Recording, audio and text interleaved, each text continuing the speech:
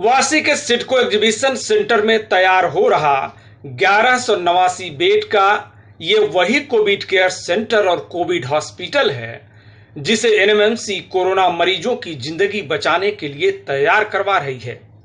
हालांकि इसके निर्माण में हो रही देरी पर कई सवाल खड़े हो गए हैं। सवाल यह है कि आखिर यह अस्पताल कब शुरू होगा। स्वच्छता में 5 स्टार रैंकिंग का ढिंढोरा पीटने वाली महानगर पालिका आखिर लोगों की जिंदगी बचाने में जल्दबाजी कब करेगी।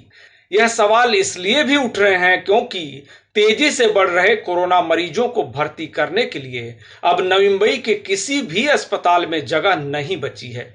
भाजपा नेता सतीश निकम ने भी शुक्रवार को निर्माणाधीन सेंटर का जायजा लेने के बाद यही सवाल उठाया कि जब कोरोना संक्रमितों की संख्या 2000 के पार पहुंच गई है तब इसे 100 या 200 बेड के साथ चालू करने में भला हर्ज क्या है। उन्होंने आयुक्त को शिकायत देकर कोरोना पॉजिटिव लोगों के लिए एम्बुलेंस उपलब्ध कराने और अस्पताल को तत्काल प्रारंभ करने की मांग की।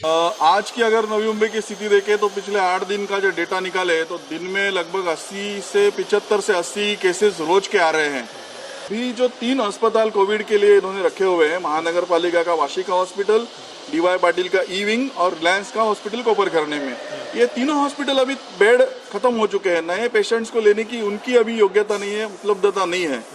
ऐसी स्थिति में जो नए पेशेंट्स अत्यावस्था हो रहे हैं क्योंकि होम क्वारंटाइन होने के लिए बोला जा रहा है, वहां पर दवाई ले रहे लोग, लेकिन फिर भी अगर स्वास्थ्य ठीक नहीं रहा तो आगे पेशेंट को कहाँ जाना है, ऐसी एक बहुत बड़ी समस्या उसके सामने उत्पन्न है। आज महानगर पालिका से ये बताया जा रहा है कि आप घर में रहिए, होम क्वारंटाइन रहिए, घर पे ही हम आपको दवाई देंगे। तो इससे क्या हो रहा है कि पेशेंट अत्यावस्था होने तक हमको रुकना पड़ रहा है और फिर इसका इलाज शुरू होने वाला है। तो वो ना होते हुए आज अगर हम देख रहे हैं कि भाई 100 बेड तो आराम से आज शुरू हो सकती है, तो 100 बेड शुरू करना, दूसरे लॉट में दूसरे 100 बेड शुरू करना। जरूरी नहीं है कि हम 1200 के 1200 बेड शुरू होने तक रुके।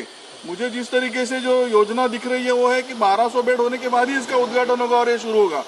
100 बेड आप शुरू कीजिए, 100 बेड की राहत मिलेगी, 100 पेशेंट्स को हम जल्दी उपचार दे पाएंगे। बहुत बड़ी दुरावस्था है क्योंकि अगर पेशेंट पॉजिटिव आता है, टेस्ट उसकी पॉजिटिव आती है, तो बाकी सब लोग छोड़ दीजिए, घर के लोग, जो नेबर है या सोसाइटी के लोग हैं, वो भी उस व्यक्ति के नजदीक जाने से डर रहे हैं।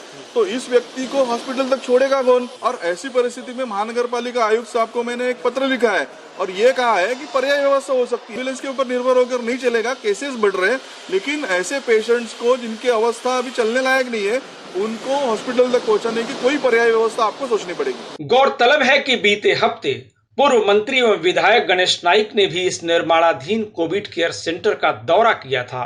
तब अधिकारियों ने उन्हें बताया था कि अगले हफ्ते से इसका शुभारंभ हो जाएगा, लेकिन हुआ कुछ भी नहीं। यह सेंटर तत्काल शुरू होना इसलिए भी जरूरी हो गया है क्योंकि कोरोना इलाज के लिए अधिकृत किए गए तीनों अस्पतालों में अमीरों को छोड़कर सामान्य लोगों के लिए अब कोई बेड खाली नहीं है। बहरहाल महानगर पालिका खुद नए मरीजों को होम क्वारंटाइन यानी अपने ही घर में बने रहने की सलाह दे रही है। इससे कोरोना पॉजिटिव अपने परिजनों के साथ ही पड़ोसियों की नफरत का भी शिकार होने लगे हैं, जो